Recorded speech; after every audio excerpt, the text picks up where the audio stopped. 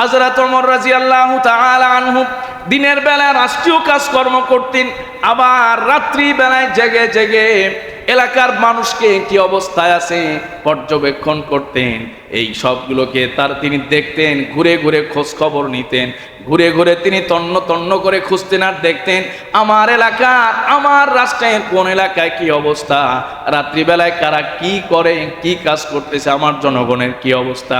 হযরত ওমর ইবনুল খাত্তাব রাদিয়াল্লাহু তাআলা আনহু একদিন রাত্রিবেলায় বের হয়ে গেছেন। রাত্রিবেলায় ছদ্মবেশে তার গোলাম, তার খাদিম আসলামকে নিয়ে বের হয়েছেন। হযরত ওমর লক্ষ্য করলেন একটা ঝুপড়ি ঘরের মতো দেখা যায়, সামনে চুলা জ্বলতেছে। ওই চুলা দেখে, আগুন দেখে সামনের দিকে এগিয়ে গেলেন। হযরত ওমর যখন সামনের দিকে এগিয়ে গেলেন, লক্ষ্য করলেন একজন নারী কয়েকজন শিশু বাচ্চা সাথে নিয়ে চুলার মধ্যে, হাঁড়ির মধ্যে কি যেন দিয়ে বারবার আগুন করতেছেন, অনেক জাল করতেছেন, অনেক সময় যাবত জাল করতেছেন। হযরত আমিরুল মুমিনিন সালাম দিয়ে সামনে গেলেন, যাওয়ার পরে জিজ্ঞেস করলেন এত রাত পর্যন্ত আপনার সন্তানরা কেন ঘুমায় না, আবার চুলার মধ্যে আপনি এত রাতে কি রান্না করছেন? নারী উত্তর করলো যে রান্না করার মতো কিছু নাই, সন্তানরা খাবার না খাওয়ার কারণে ক্ষুধার তাড়নায় কান্নাকাটি করতেছে, ঘুমায় না। এজন্য আমি তাদেরকে বুঝ দেওয়ার জন্য, তাদেরকে সান্ত্বনা দেওয়ার জন্য এই পাতিলার মধ্যে কয়েক টুকরা পাথর চড়িয়ে দিয়েছি আর পানি দিয়েছি আর লাকড়ি দিয়ে জাল করতেছি। সন্তানগুলোকে আমি সান্ত্বনা দিচ্ছি, যদি অল্প সময়ের মধ্যে রান্না হয়ে যায় তোমাদেরকে খাবার দেওয়া হবে। এইভাবে আমি অনেক রাত্র পার করি, যে রাত্রগুলোতে কোনো খাবার রান্না হয় না, কেবলমাত্র চুলার মধ্যে পাথর আর পানি দিয়া জাল করতে থাকি। সন্তানগুলো ধৈর্যহারা হয়ে অপেক্ষা করতে করতে অনেক রাত্রিতে ঘুমিয়ে যায়। হযরত আমিরুল মুমিনিন ওমর রাদিয়াল্লাহু তাআলা আনহু এই দৃশ্য দেখার পরে, কথাগুলো শোনার পরে ওলামা আসলামকে বলেন, আসলাম রে তাড়াতাড়ি চলো বাইতুল মালে। সেখানে যাওয়ার পরে আমিরুল মুমিনিন আসলামকে বললেন, আসলাম কয়েক কেজি আটা, কিছু খেজুর, কিছু ঘি এবং চিনি আমার বস্তা করে আমার কাঁধে উঠায় দাও। ওই সময় খাদেম বলতেছে, আমিরুল মুমিনিন বস্তাটা আমি বহন করে নিয়ে যাই।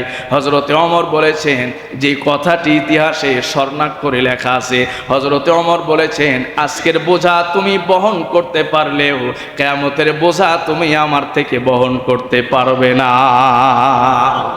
নবী করিম সাল্লাল্লাহু আলাইহি ওয়াসাল্লামের সাহাবী হযরত ওমর ইবনুল খাত্তাব রাদিয়াল্লাহু তাআলা আনহু অর্ধ পৃথিবী শাসন করেছেন। হযরত ওমর রাদিয়াল্লাহু তাআলা আনহু যে আমানতদারি, যে নিষ্ঠা, যে ন্যায়পরায়ণতার সাথে এই পৃথিবীকে শাসন করিয়ে দৃষ্টান্ত স্থাপন করেছেন। হযরত ওমর রাদিয়াল্লাহু তাআলা আনহু আমানতদারির কি অবস্থা ছিল? একটা বাতি রাষ্ট্রীয় কাজে জ্বালিয়ে ব্যবহার করতেন, আরেকটা বাতি রেখে দিতেন, যদি নিজের কোনো কাজ প্রয়োজন হতো ওই বাতি অফ করে এই বাতি জ্বালিয়ে নিজের কাজ করতেন। আওয়াজ করে বলুন সুবহানাল্লাহ। মেহমান এসেছে, একটা হলো রাষ্ট্রীয় মেহমান, আর একটা হলো ব্যক্তিগত মেহমান। মেহমান আসার সাথে সাথে, ব্যক্তিগত মেহমান আসছে, আসার সাথে সাথে বাতি অফ করে দিছে, দিয়ে আবার আরেক বাতি জ্বালাইছে। আলোচনা শেষ, কথাবার্তা শেষ, মেহমান বললেন, আমিরুল মুমিনিন আসার সাথে বাতি একটা অফ করলেন, আরেকটা প্রজ্বলিত করলেন, কারণ কি? আমিরুল মুমিনিন বললেন যে আপনি হলো আমার ব্যক্তিগত মেহমান, আর এই বাতি ছিল রাষ্ট্রীয় বাতি, এখানে রাষ্ট্রের টাকা দিয়ে তেল খরচ হয়। আমি আমার ব্যক্তিগত মেহমানের সাথে কথা বলবো, আলাপ করব রাষ্ট্রের অর্থ খরচ করে, এটা ইসলাম শিক্ষা দেয় না। আওয়াজ করে পড়ুন সুবহানাল্লাহ। প্রিয় মুসলমান ভাইয়েরা আমার, এজন্য সব সময় আমরা বলি আমানতদারির কোনো বিকল্প নাই, আমানতের কোনো বিকল্প নাই। একজন আমানতদার যদি আপনার এলাকার প্রতিনিধি হতে পারে, একজন আমানতদার যদি সংসদে যেতে পারে, ওই এলাকার মানুষের হকগুলো তাদের কাছে পৌঁছে যাবে, ঠিক কিনা? এজন্য আমানতদার লোকের ব্যাপারে আল্লাহ পাক রব্বুল আলামিনের হাবিব বলেছেন, যেই ব্যক্তি আমানতদার হবে, যেই ব্যক্তি কাফিল হবে, অন্যের সম্পদের জিম্মাদার হবে, আমি এবং সে দুইজনই কাছাকাছি জান্নাতে থাকবো।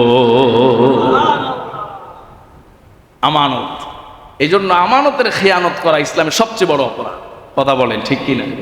তিনটা মুনাফিকের আলামত, তার মধ্যে একটা হলো আমানতের খেয়ানত, একটা হলো মিথ্যা কথা বলা, আর একটা হলো ওয়াদা দিলে সেই ওয়াদা খেলাফ করা, ওয়াদার বিপরীত করা। আমরা যাদেরকে চিনি জানি আমাদের যারা প্রতিনিধিত্ব করেন তাদের মধ্যে এই গুণ তিনটাই শতভাগ পরিপূর্ণ। কথা বলেন ঠিক কিনা? সম্মানিত ভাইয়ের, এই জন্য আমাদের হাজারো সম্পদ থাকলেও সমৃদ্ধি নাই, উন্নয়ন নাই, বরকত নাই, সংকট আর হতাশা আর হতাশা। হযরত ওমর রাদিয়াল্লাহু তাআলা আনহু এই পৃথিবীর যত শাসক আসবে, যত শাসনকর্তা আসবে, সকলের জন্য দৃষ্টান্ত রেখে গিয়েছেন কিভাবে এই পৃথিবীটাকে শাসন করতে হবে, সমাজটাকে শাসন করতে হবে। শুধুমাত্র নিজের জন্য নয়, বরং হায়াতটাকে উম্মতের জন্য, জাতির জন্য উৎসর্গ করতে হবে। এজন্যই বলা হয়েছে সাইয়্যিদুল কওমি খাদিমুহুম, যে ব্যক্তি কওমের সর্দার হয় তিনি সর্দার নন, তিনি হলেন কওমের খাদিম। আল্লাহ পাক রব্বুল আলামিন ওই ব্যক্তিদের মর্যাদা সবচাইতে বেশি দান করবেন যারা মানুষের কল্যাণে, মানুষের খেদমতে যারা নিজেদের জীবনকে উৎসর্গ করে দিবে। হযরত ওমর রাদিয়াল্লাহু তাআলা আনহু দিনের বেলায় রাষ্ট্রীয় কাজকর্ম করতেন, আবার রাত্রি বেলায় জেগে জেগে এলাকার মানুষকে কি অবস্থায় আছে পর্যবেক্ষণ করতেন। এই সবগুলোকে তিনি দেখতেন, ঘুরে ঘুরে খোঁজ খবর নিতেন, ঘুরে ঘুরে তিনি তন্ন তন্ন করে খুঁজতেন আর দেখতেন আমার এলাকার, আমার রাষ্ট্রের কোন এলাকায় কি অবস্থা, রাত্রিবেলায় কারা কি করে, কি কাজ করতেছে, আমার জনগণের কি অবস্থা। হযরত ওমর ইবনুল খাত্তাব রাদিয়াল্লাহু তাআলা আনহু একদিন রাত্রিবেলায় বের হয়ে গেছেন। রাত্রিবেলায় ছদ্মবেশে তার গোলাম, তার খাদিম আসলামকে নিয়ে বের হয়েছেন। হযরত ওমর লক্ষ্য করলেন একটা ঝুপড়ি ঘরের মতো দেখা যায়, সামনে চুলা জ্বলতেছে। ওই চুলা দেখে, আগুন দেখে সামনের দিকে এগিয়ে গেলেন।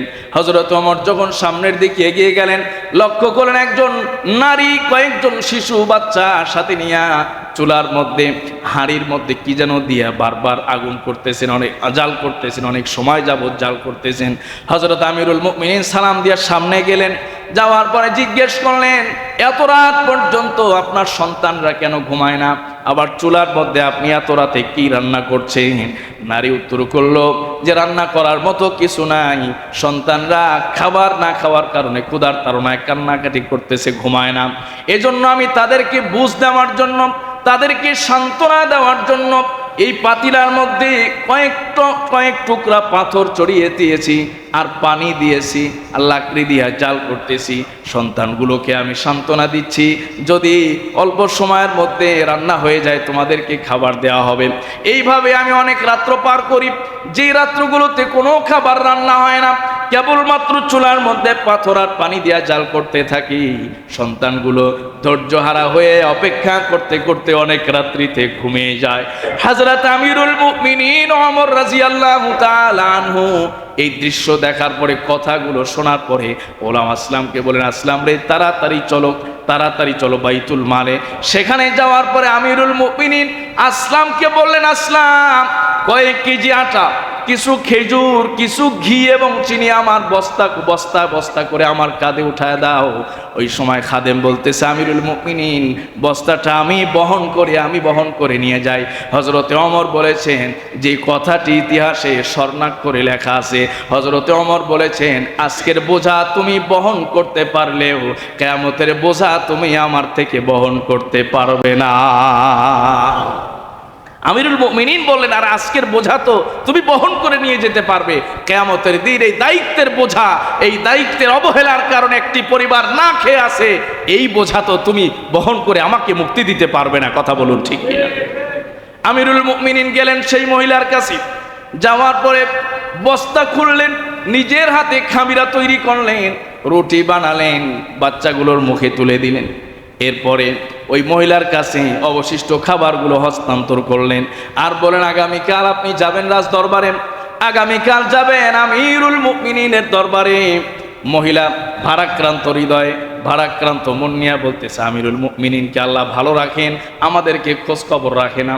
মহিলা এতক্ষণেও চিনেন নাই এই খেদমত যিনি আঞ্জাম দিয়েছেন তিনি ছিলেন আমিরুল মুমিনিন। রাষ্ট্রীয় কোষাগার থেকে খাদ্য সামগ্রী সরবরাহ করার পর পরের দিন সকালে মহিলা আমিরুল মুমিনিনের দরবারে হাজির হয়ে গেছে। এখন মহিলা তাকায় দেখে সিংহাসনে যিনি বসা তিনি সেই গত রাত্রের ছদ্মবেশী মুসাফির হযরতে ওমর ইবনুল খাত্তাব। আল্লাহু আকবার।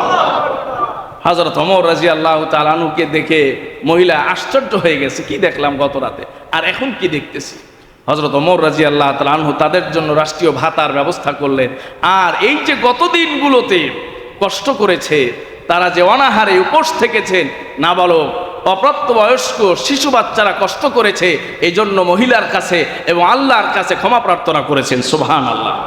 হযরত ওমর বলেছেন যে ফোরাতের তীরে একটা কুকুরও যদি রাস্তা খারাপ হওয়ার কারণে, কাদা থাকার কারণে অথবা পানি পিপাসায় মারা যায়, আর এ সম্পর্কে কিয়ামতের দিন আল্লাহ পাক আমাকে জিজ্ঞেস করেন যে তোমার শাসন আমলে একটা কুকুর অন্যায়ভাবে জুলমের শিকার হয়ে অথবা পিপাসায় কাতর হয়ে মারা গেছে, তুমি খবর রাখো নাই, আমি ওমর জবাব দিতে পারবো না। সুবহানাল্লাহ।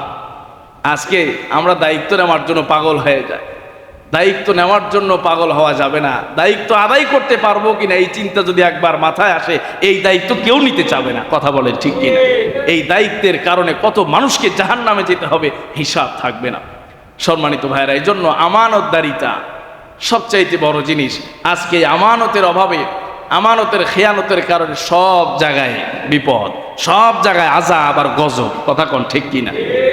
একদম রুট লেভেল থেকে নিম্ন স্তর থেকে উচ্চ স্তর পর্যন্ত সব জায়গায় আমানতের খেয়ানত, সব স্তরে আজকে আমানতের খেয়ানত। আল্লাহ পাক রব্বুল আলামিন আমাদের সবাইকে বিষয়গুলো বোঝার, আমল করার তৌফিক দান করুন। সকলেই বলি আমিন।